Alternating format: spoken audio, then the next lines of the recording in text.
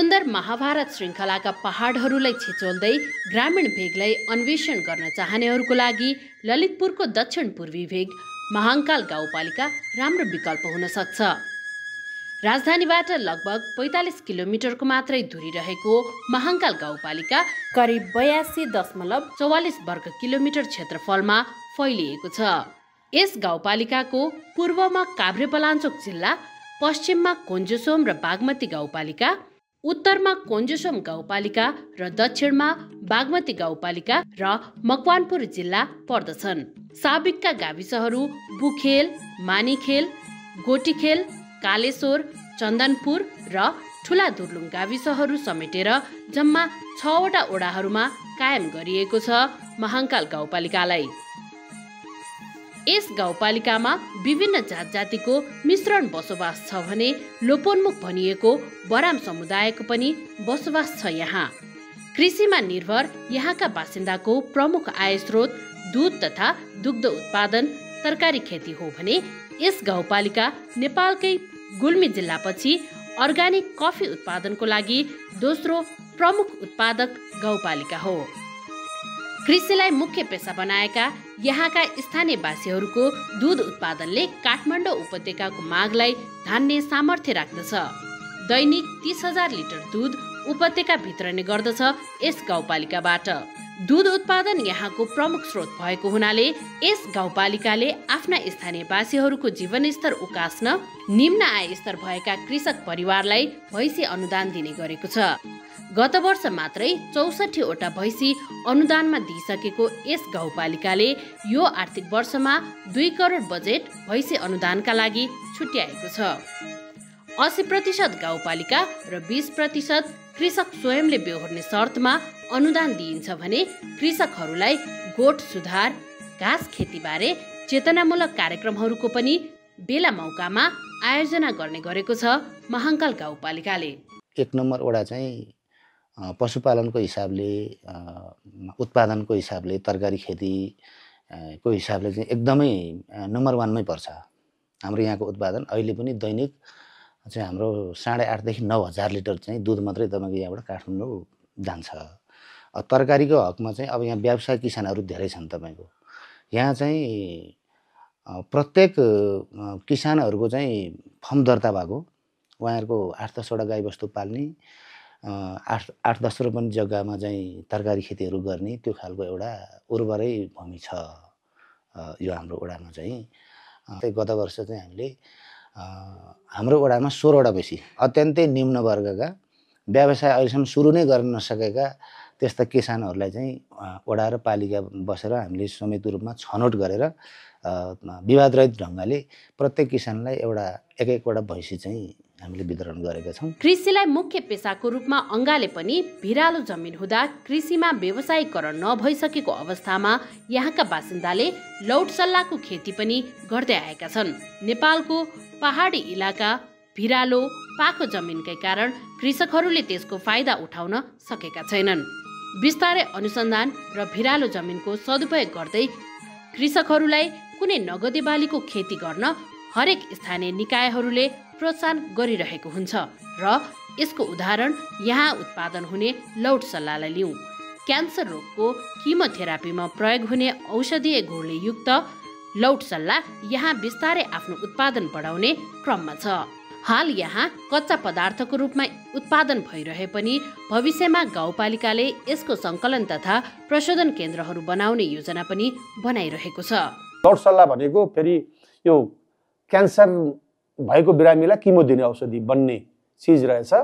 त्यसको खेती झन्झनै लाखौँ किलोको हिसाबमा अहिले उत्पादन यहाँ भइसकेको छ र त्यसलाई प्रशोधन गर्ने कारखाना पनि भर्खरै एउटा मुक्तिनाथ एउटा कृषि हर्बल कम्पनीले यहाँ कारखाना खोल्ने अनुमति पनि हामीले दिइसक्यौँ र हामीसँग सहकार्य गरेर काम गर्ने गरी सुरुवात भइसकेको छ र अबको केही दिनमा त्यो स्थापना भयो भने अझ यहाँको आर्थिक विकासमा चाहिँ ठुलो टेवा पुग्नेछ भन्ने चाहिँ मैले पूर्ण विश्वास लिएको छु।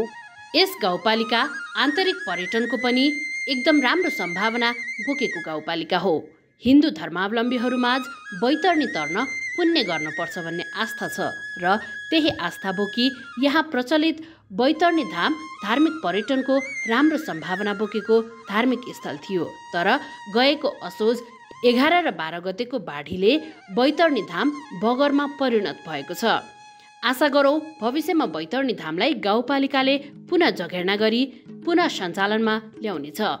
पहिला बैतरणी धाममा स्नान गरेर करिब 30 मिनटको सवारीबाट कालेश्वर महादेवको दर्शन गर्ने परम्परा थियो। तर अब अहिले बैतरणी धामको अवशेष समेत नरहँदा भक्तजनहरू सिधै पालिकाको बाटो हुँदै कालेश्वर महादेवको दर्शन गर्ने गर्दछन्। लगभग 30 मिनटको सवारीबाट देउराली पुगिन्छ र करिब 10 मिनटको पैदल यात्राले कालेश्वर महादेवको दर्शन गर्न सकिन्छ।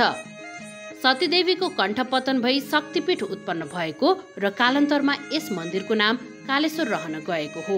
चिसो हावाको मिठास चाख्न मन्दिरसम्म हाइकिङ गर्दै जान पनि सकिन्छ। मन्दिरमा पुगेपछि गणेश हिमाल, लाङटाङ हिमाल, धौलागिरी समेत देख्न सकिन्छ।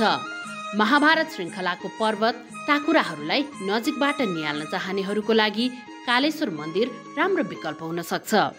गर्दाखेरि बोकेर हिँड्दाखेरि चाहिँ यहाँको चाहिँ अब यहाँ चाहिँ घाँटी अथवा रुद्रीघण्टी भनौँ होइन, त्यो चाहिँ पतन भएको रे। अनि त्यहाँबाट कालेश्वर महादेव उत्पत्ति हुनुभएको रे, मैले सुने चाहिँ त्यस्तो हो होइन। अनि कालले पनि लखेर्दै आउँदाखेरि अनि महादेवले यहाँ आएर चाहिँ डुब्नु भएको रे भन्ने कुरा सुने हो। अनि त्यसपछि काललाई पनि बसमा राखेर अनि त्यसको अब तिम्रै अधीनमा होस् भन्ने अनि सबै उस भनेर चाहिँ महादेवले वरदान पनि दिनुभएको रे भन्ने कुरा चाहिँ सुने हो। अनि अर्थको हाम्रो अब केही शुद्ध भएर चाहिँ हामीले केही इच्छा एउटा मात्रै माग्यो भने जो पनि पुरा हुन्छ अरे भन्ने कुरा चाहिँ मेला चाहिँ 5 दिन हुन्छ होइन। अनि स्वस्थानीको बेलामा 1 महिनै हुन्छ, अनि शिवरात्रिमा हुन्छ, अनि सोमबार अलि बढी हुन्छ, शनिबार पनि अलि बढी हुन्छ। त्यस्तै महिनै बिचेको शनिबार चाहिँ अब सबैको बिदा भएको हो कि के हो, त्यही भएर चाहिँ बढी नै। कालेश्वर महादेव पुग्नु अघि बाटोमा हामी चनढुङ्गा पनि देख्छौँ। सानो ढुङ्गामाथि ठुलो ढुङ्गा अडिएको त्यो ढुङ्गा 2072 सालको भूकम्पमा पनि केही नभएको जस्ताको तस्तै रहेको स्थानीयहरू बताउँछन्। नवआगन्तुकहरूको लागि यस ठाउँ पनि अर्को आकर्षण हो। कालेश्वर मन्दिरपछि 4 नम्बर ओडामा अवस्थित तामाङ लुङतोक गुम्बा अर्को आकर्षणको केन्द्र हो। मोटर बाटोबाटै पुग्न सकिने यस गुम्बामा पुग्न सजिलै सकिन्छ। तर यहाँ पुग्नको लागि हाइकिङ, साइक्लिङ गर्दै जाँदा यात्रा थप रोमाञ्चक र यादगार रहन्छ। यहाँ बौद्ध भिक्षुहरूको लागि कक्षा सञ्चालन पनि गराइन्छ। यस गुम्बामा भ्रमण गर्न आउने जो कोहीले ग्रामीण जीवनशैलीको भ्रमण गर्दै अग्ला पहाड चुचुरोको मनोरम दृश्यावलोकन गर्न सकिन्छ। सूर्य अस्ताउँदाको दृश्यलाई आँखामा मन मस्तिष्कमा कैद गर्न यस गुम्बामा पुग्न सुझाउँछौँ हामी। महाङ्काल गाउँपालिका र छिमेकी बागमती गाउँपालिकाको सिमानामा पोखराको महेन्द्र गुफा भन्दा पनि ठुलो चमेरो गुफा यस गाउँपालिकामा रहेको छ। नेपालकै ठुलो चमेरो गुफा भइकन पनि ओझेलमा परेको छ उक्त गुफा। यस महाङ्काल गाउँपालिकाले भविष्यमा उक्त गुफालाई प्रवर्धन गर्ने योजना पनि बनाइरहेको छ। आन्तरिक पर्यटनको लागि काठमाडौँ उपत्यकाभित्र नजिक र रमणीय स्थल खोज्नेका लागि सिम्बा फल्स पनि एउटा अर्को विकल्प हुन सक्छ। यस महाङ्काल गाउँपालिकामा बर्खायाममा पानीको बहाव बढ्नाले यहाँको झरनाले राम्रै पर्यटक लोभ्याउँछ। सामाजिक सञ्जालहरूमा राम्रो चर्चा बटुलेको छ यहाँको सिम्बा फल्सले। त्यस्तै गरी मौसम खुलेको बेला बिमेर चौरबाट तराईसम्मको दृश्य देखिने स्थलहरू यस गाउँपालिकाको आन्तरिक पर्यटनका सम्भावित क्षेत्रहरू हुन्। अब एउटा प्राकृतिक बनोट सौन्दर्यता यसको आफ्नो छँदैछ, तर यसलाई जति हामीले संरक्षण, सम्वर्धन, प्रवर्धन र विस्तार गर्नुपर्ने त्यसमा हामीले अगाडि बढ्न सकिरहेको अवस्था छैन। यो हाम्रो असोज 12 गतेको बाढी पहिरोभन्दा अगाडि हामी त्यो अवस्थामा पुगिसकेका थियौँ। यहाँका आधारभूत विकासका कुराहरूलाई हामीले बिस्तार चाहिँ कम्प्लिट गर्दै हामी अब पर्यटनमा लाग्नुपर्छ। यहाँको आन्तरिक सोच चाहिँ पर्यटनबाटै हामीले बढाउनुपर्छ भनेर हामीले प्राकृतिक पर्यटन, पर्यापर्यटन, यहाँका जति पनि चिजहरू छ, यहाँको क्षमताहरू, त्यो चिजहरूलाई अगाडि लानुपर्छ भनेर हाम्रो सेकेन्ड मोडालिटीमा चाहिँ हामी पुगिसकेको अवस्था थियो। तर अब असोज 12 गतेको भीषण बाढी पहिरोले गर्दाखेरि माङ्गाल गाउँपालिकाको 6 वडा मध्ये सबैभन्दा बढी क्षति, भौतिक क्षति र मानवीय क्षति भएको वडा चाहिँ यो माङ्गाल गाउँपालिका वडा नम्बर 2 मानिखेल रहेको छ र अथाह सम्भावना छ पर्यटनको। यस गाउँपालिकामा आफ्नै एउटा 24 घण्टा सेवा प्रदायक हस्पिटल हुनुको साथै प्रारम्भिक सबै किसिमको उपचार यहाँबाट दिइन्छ। प्रत्येक ओडामा स्वास्थ्य चौकी, बर्थिङ सेन्टर भएको हुँदा स्वास्थ्य क्षेत्रपट्टि हालसम्म कुनै पनि जटिल समस्या नआएको थाहा पायौँ हामीले। शैक्षिक क्षेत्रपट्टि यस गाउँपालिकामा सामुदायिक र संस्थागत गरी आधारभूत विद्यालय 20 वटा र माध्यमिक विद्यालय 7 वटा गरेर जम्मा 27 वटा शिक्षण संस्थाहरू सञ्चालित छन्। बढ्दो बसाइसराईको समस्याले गर्दा कतिपय विद्यालयमा विद्यार्थी नपुगेर सीमित कक्षा सञ्चालन गर्नुपर्ने बाध्यता छ यहाँका शिक्षकहरूलाई। त्यस्तै गरी गाउँपालिकाको केन्द्रमै रहेको क्याम्पसमा विद्यार्थी नभएर पढाउने छोडिएको छ र थोरै बचेका विद्यार्थी जो पढ्दैछन् यहाँ ती पनि उच्च शिक्षाको लागि राजधानी केन्द्रित हुने टड्कारे स्थिति देख्न सकिन्छ र यो प्राय नेपालको सबैजसो स्थानीय निकायको समस्या हो। आफ्ना स्थानीयवासीलाई गाउँमा फर्काउनको लागि ओडाबाट 1 लाखसम्मको प्रोत्साहन रकम दिँदा पनि 1-2 जना बाहेक अरू नफर्केको हुँदा गाउँपालिकामा युवा जनशक्तिको अभाव रहेको छ। यहाँको समस्या भनेको प्रमुख समस्या जनताहरू चाहिँ मतलब स्थानान्तरण भने यहाँ बस्न, पढ्न, पढाउन, बच्चाहरूलाई बोर्डिङ पढाउन, के पढाउन भन्ने अब यस्ता यस्ता खालका कुराहरूले उपत्यकातिर केन्द्रित छन् अधिकांश मान्छेहरू। समस्या त्यो छ अहिले यहाँको। हाम्रो तर्फबाट व्यापक हामीले पहल कदमीहरू गत वर्ष पनि मैले यो यसरी काठमाडौँ गएर भैँसी पालेर के गरेर अब कसैको जग्गा लिजमा लिएर के गरेर बसेर त्यहाँ दुःख हुन्छ भनेर फर्केर आउनेहरूलाई गोठ सुधार कार्यक्रम, भकारा सुधार कार्यक्रमको निम्ति पनि बजेटको बन्दोबस्त गरेको थियो। त्यसो गर्दाखेरि 1-2 घरभन्दा फर्केनन्। उनीहरूलाई उतै ठिक लाग्यो, उतै बस्ने देखियो। र अनि अहिलेको युवा जो छ +2 सिद्धियाको ऊ यहाँ बस्नै चाहँदैन, खालि विदेश, जापान लगायतका देशहरूमा। यस गाउँपालिकाले आफ्नो भाषा, साहित्य, ललित कला, दर्शन, सङ्गीत, संस्कृतिको संरक्षण र प्रवर्धनका निम्ति महाङ्काल प्रज्ञा प्रतिष्ठानको स्थापना गरेको छ। गाउँपालिकाको 2079 फाल्गुन 19 गते सम्पन्न भएको 11औं अधिवेशनबाट महाङ्काल प्रज्ञा प्रतिष्ठान ऐन चाहिँ पारित गरेपछि यो भाषा, साहित्य, कला र संस्कृतिको क्षेत्रमा काम गर्ने एउटा आधिकारिक संस्थाको स्थापना हुन पुगेको हो। खास गरी महाङ्कालको भाषा, साहित्य, कला, यहाँको ललित कला, संस्कृति, समाजशास्त्र र दर्शन लगायतका समग्र विषयवस्तुहरूलाई चाहिँ उजागर गर्ने, यहाँका स्रष्टा सर्जकहरूलाई उजागर गर्ने, राष्ट्रिय अन्तर्राष्ट्रिय परिवेशसँग जोड्ने अभिप्रायका साथ यो प्रज्ञा प्रतिष्ठान चाहिँ आफ्नो चाहिँ कार्यमा अगाडि बढेको छ। स्थानीय युवा महिलाहरूका लागि रोजगारमूलक तालिमहरू गराउने लक्ष्यसहित महाङ्काल गाउँपालिकाले विभिन्न तालिमहरूको व्यवस्थापन गर्ने गरेको छ। 1 महिना 1 एडभान्स डिजाइन भनेर छ, 6-7 वटा आइटम सिकाउँछु। पहिला सिकेपछि गरिरहनु भएको छ, अब एडभान्स चाहियो उहाँहरूकै माग अनुसार दिनुभएको के यहाँ। यस गाउँपालिकाको अन्तिम क्षेत्र ठुलादुर्लुङ हो र यो 6 नम्बर ओडामा पर्छ। यस ओडामा कफी उत्पादनको लागि मनज्ञ जमिनहरू छ र यहाँका कृषकको मुख्य पेसा कफी उत्पादन हो। प्रदेश सरकारबाट 1 ओडा 1 कृषि कार्यक्रम अन्तर्गत ठुलादुर्लुङ अर्गानिक कफी कार्यक्रमको लागि चयन गरिएको छ। नगदे बालीको रूपमा यसलाई व्यवसायीकरण गर्ने योजना गाउँपालिकाको छ। अन्तर्राष्ट्रिय स्तरमा उच्च कोटिको अर्गानिक कफी उत्पादनमा नेपालको नाम आउने हुँदा स्वदेशमै स्वरोजगार भई कृषि उद्यम व्यवसाय गर्ने योजना बनाइ बसेका युवाहरूको लागि यस गाउँपालिका उपयुक्त गन्तव्य हुन सक्छ। कफीको बिरुवा रोप्न, स्याहार गर्न खासै धेरै समय पनि खर्चिन नपर्ने हुँदा यहाँ आएर जमिन भाडामा लिएर कफी उत्पादन गर्न चाहने युवाहरूलाई गाउँपालिका स्वागत गर्दछ र सोही अनुरूप सहजकर्ता पनि बन्नेछ। प्रदेश कार्यालयले त्यो कार्यक्रम सुरु गरे पछाडि हामीले यो वर्षदेखि कार्यान्वयनमा जाँदैछौँ। लगभग यो वर्ष हाम्रो 40 लाख हाराहारीको कार्यक्रम, कफीको कार्यक्रम सुरु हुन्छ भने यो कार्यक्रम चाहिँ रेगुलर 5 वर्षसम्म हामीले कार्यक्रम गर्ने गरी यो कार्यक्रमको सम्झौता भइसकेको छ। अर्को वर्षदेखि हाम्रो 50-60 लाखको हाराहारीमा कार्यक्रमहरू हुन्छन्। यसको अलावा हामीले जनप्रतिनिधि भएर आइसके पछाडि कफीको नर्सरी राख्ने, कफीलाई व्यावसायिक ढङ्गमा चाहिँ काम गराउनको निमित्त कफीको बिरुवा अनुदानमा वितरण गर्ने, त्यसै गरी फलफुलको बिरुवा हाम्रो फेरि 400 को हाइटमा पनि त्यहाँ रहेको कारणले गर्दाखेरि हामीले कफी नलाग्ने क्षेत्रमा चाहिँ हामीले फलफुलको बिरुवा यो आँप लिची यो चाहिँ यिनीहरूको यो बिरुवाको पनि हामी वितरण कार्यक्रम हामीले गऱ्यौँ। यसले अन्तिम क्षेत्र पनि छ, त्यहाँ अन्तिम क्षेत्र भएको कारणले गर्दाखेरि चाहिँ मेन चाहिँ बाटो नै छ। त्यहाँ हामीले बाटो पनि हामी जनप्रतिनिधि भएर आइसके पछाडि त्यो अन्तिम भएर त्यो विकास निर्माण पनि पछाडि परे तापनि त्यो सम्भावनाहरू चाहिँ धेरै छ। त्यो ठुलाठुलो हुँदै यता पूर्व यता चाहिँ नि काभ्रे हाम्रो सिमाना काभ्रे छ, रामेछाप, सिन्धुली, दोलखाको मान्छेहरू त्यो प्रदेशको राजधानी जानको लागि पनि त्यो क्षेत्र हुँदै जाने सम्भावना, त्यो छोटो बाटो पनि हुने कुरा हामीले मध्यनजर गर्दै हामीले चाहिँ त्यो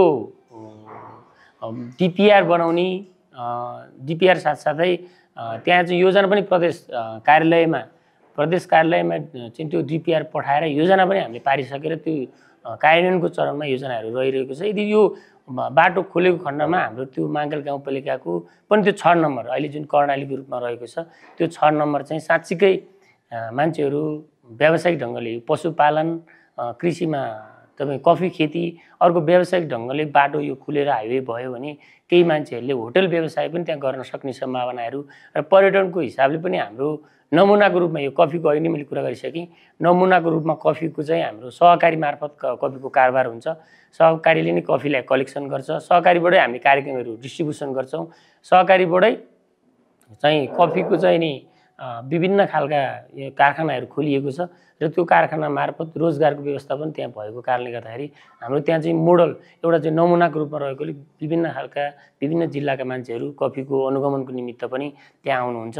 त्यसले पनि हाम्रो चाहिँ त्यो ठुलाठुलोको चाहिँ आर्थिक उन्नतिको उन्नयनको निमित्त महत्त्वपूर्ण भूमिका खेल्छ भन्ने मलाई लागेको छ। कफी चाहिँ नेपालकै पहिला गुल्मीको कफी, त्योभन्दा पछाडि महाङ्काल गाउँपालिकामा ठुलादोलुङ र चन्दनपुरको कफी चाहिँ ब्रान्डेड कमाइसकेको छ र कफीको उत्पादनमा किसानहरू पनि अग्रसर हुनुहुन्छ। त्योसँगै अब क्षेत्रगत रूपमा हेर्ने हो भने अहिले महाङ्काल गाउँपालिका वडा नम्बर 5 मा जुन चन्दनपुरको क्षेत्रदेखि एउटा 6-7 वर्ष अगाडिदेखि निर्माण हुन नसकेको पुल, त्यसलाई निर्माण सम्पन्न भएको छ भने 5 किलोमिटर बाटो अहिले चाहिँ ड्रेन सहितको स्तर उन्नति सम्पन्न भएको छ र अहिलेको फेरि नयाँ यो आर्थिक वर्षमा 7 किलोमिटर बाटो चाहिँ त्यहाँबाट स्तर उन्नतिको क्रममा निर्माण अहिले काम अगाडि बढिरहेको कुरा म यहाँलाई अवगत गराउँछु। काठमाडौँदेखि खासै टाढा नभएको यस गाउँपालिका भौगोलिक कठिनाइका कारण ललितपुर जिल्लाको अन्य स्थानीय निकायको तुलनामा विकट छ।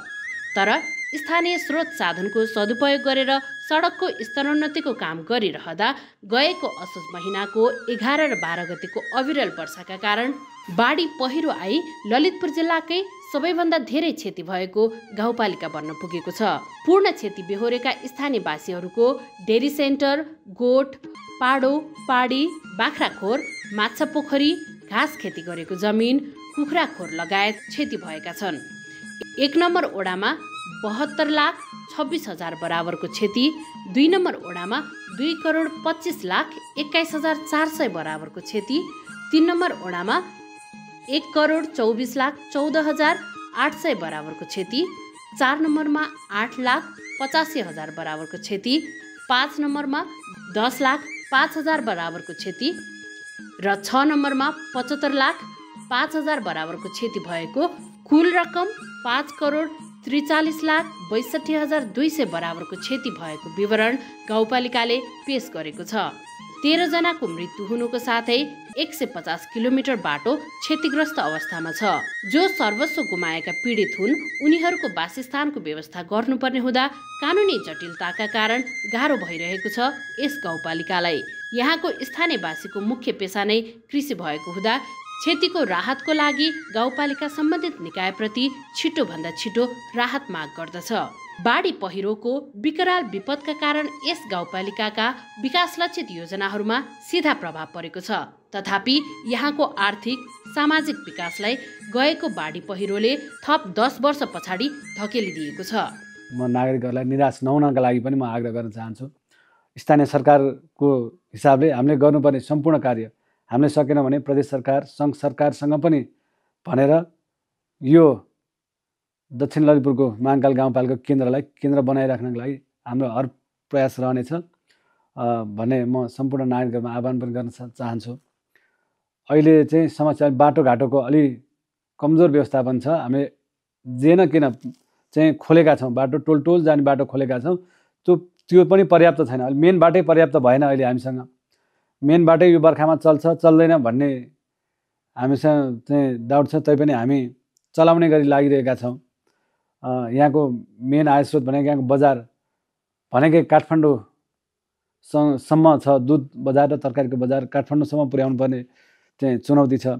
अब यो हिउँदमा त हामी चलाइरहेका छौँ। अब बर्खामा के गर्ने भन्ने चिन्ता नागरिकहरूमा ठुलो चिन्ता छ। अब नागरिकहरूलाई पनि यो चिन्ता लिनु पर्दैन।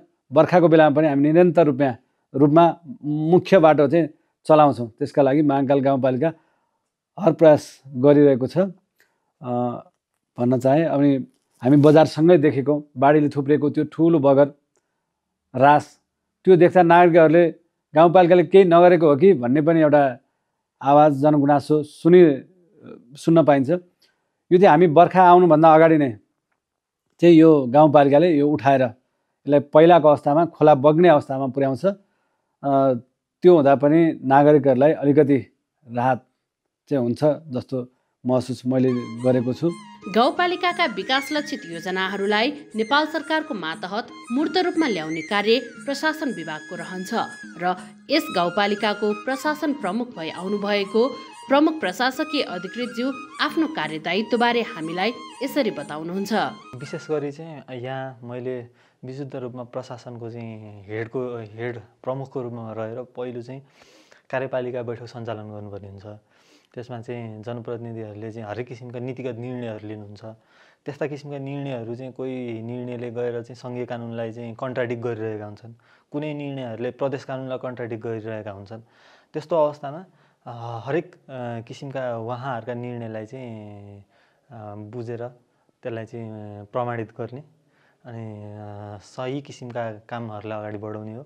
र अलिकति बाजिएका कानुनहरू छन् भने त्यस्ताहरूको चाहिँ कानुनी जटिलतालाई समाधान गरेर अगाडि बढ्ने त्यो रह्यो। र कर्मचारी व्यवस्थापन, अब कर्मचारीहरूको चाहिँ विभिन्न शाखामा रिक्त रहेको दरबन्दीहरूलाई चाहिँ परिपूर्ति गर्नको लागि अब ओएनएम गर्नेदेखि लिएर र रिक्त पदमा अब प्रदेशमा मागाकृति फारम पठाएर चाहिँ दरबन्दी फुलफिल गराउने एउटा भूमिका त्यो पनि रह्यो। त्यसै गरी मेरो प्रमुख प्रशासकीय अधिकृतको रूपमा यहाँ रहने भूमिका अर्को भनेको चाहिँ अब हाम्रो बजेटिङको विषयमा रहन्छ। जस्तै अब स्रोत अनुमान तथा बजेट सीमा निर्धारण समिति छ। त्यो समितिमा चाहिँ त्यो समितिले चाहिँ राजस्व परामर्श समितिको चाहिँ बजेटको चाहिँ आगामी आर्थिक वर्षको राजस्व उठ्ने प्रक्षेपणको आधारमा र माथिल्लो सरकारहरूबाट चाहिँ आइरहेका बजेटको चाहिँ आङ्कलन त्यो ट्रेन्ड एनालाइसिस गरेर स्रोत अनुमान समितिले चाहिँ कति सिलिङ दिने शाखालाई वडालाई र त्यो अनुसार कति सिलिङको बजेट बनाउने भन्ने कुरा निर्धारण गर्छ। र त्यो समितिको पनि म सदस्य सचिव हुन्छु। त्यो हिसाबले मैले त्यहाँ विशुद्ध मैले त्यहाँ गर्ने त कोअर्डिनेसनकै पाटो हो, किनभने शाखालाई नै परिचालन गराएर काम गर्ने कुराहरू हुन्छन्। र विशेष त अलिकति यो स्थानीय तह नै भए पनि यहाँभित्रका चाहिँ अलिकति नीतिगत कुराहरूसँग जोडिएका कुराहरू पनि हुन्छन्। प्रशासनिक हाजिरी मेन्टेन गराउने, अब यो बायोमेट्रिकदेखि लिएर सबै कुराको रेगुलेसन गर्ने भयो, कर्मचारी खटन पटनको कुराहरू भयो, कर्मचारीको अब आफ्नो समस्या समाधानका विषयहरू र त्यसै गरी बजेट निर्माण सम्बन्धी कुरा त मैले भनिहालेँ। स्रोत अनुमान समितिमा चाहिँ मैले त्यहाँ सदस्य सचिवकै भूमिका निर्वाह गर्नुपर्छ। गाउँसभा सञ्चालन गर्नुपऱ्यो, अधिवेशनहरू आह्वान गर्नुपऱ्यो, कार्यपालिका बैठकको लागि पनि सूचना सम्प्रेषण गराउने देखि लिएर यो बाहेक अन्य आवश्यक परेका कामहरू चाहिँ मेरो आफ्नो दायित्व अन्तर्गत पर्छ। गोठिखेलको यो अहिले देखेको थुप्रो यो तलको ढलान, त्यो ढलानको लेभलभन्दा पनि 5 मिटर भर्टिकल तल गहिरोमा सानो एउटा खोल्सो थियो। त्यो खोल्सोले गरेको विध्वंस देखिहाल्नुभयो। अनि योभन्दा यो पारिपट्टिको भूभागमा पारिपट्टि एउटा बोर्डिङ माध्यमिक तह लेभलको एउटा बोर्डिङ स्कुल, बैतरणी धाम, त्यहाँ थुप्रै भवन पसलहरू सारा संसार थिए, खेतबारी सबै बगाएर लग्यो। अब यसलाई के गर्ने भन्दाखेरि हामीले चाहिँ एउटा इमर्जेन्सी गाउँसभा बोलायौँ र त्यो गाउँसभाबाट केही पैसा चाहिँ हामीले डाइभर्ट गरेर अब यसलाई चाहिँ हामीले नै हाम्रो काम गर्नुपर्छ भन्ने हिसाबले केही भेहिकलहरू किन्ने, जस्तो चेनवाला डोजर, त्यो भएपछि हामी अहोरात्र खटेर आफ्नै तरिकाले लगाउन पायौँ। त्यो आजभोलि केही दिन अबको एक साताभित्र हामी कहाँ यहीँ उपलब्ध हुँदैछ, त्यो सबै प्रक्रिया पुग्दैछ।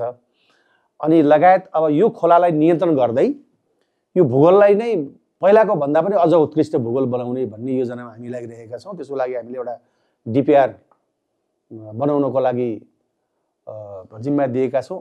अबको केही दिनभित्रमा, एक हप्ताभित्रमा त्यो डिपिआर पनि आइपुग्दैछ। त्यहाँबाट हामी धमाधम यो खोला नियन्त्रण गर्दै यहाँको यो थुप्रेको डिब्रेजहरूलाई व्यवस्थापन गर्दै पहिलाको गोठिखेल भन्दा पनि अझ सुरक्षित र अझ फर्टाइल खालको गोठिखेल बजार बनाउने तर्खरमा छौँ। त्यसको लागि हामीले त्यही 1-2 करोड रुपियाँ चाहिँ अहिले नै हामीले काम गर्न मिल्ने गरी व्यवस्थापन पनि गरेका छौँ।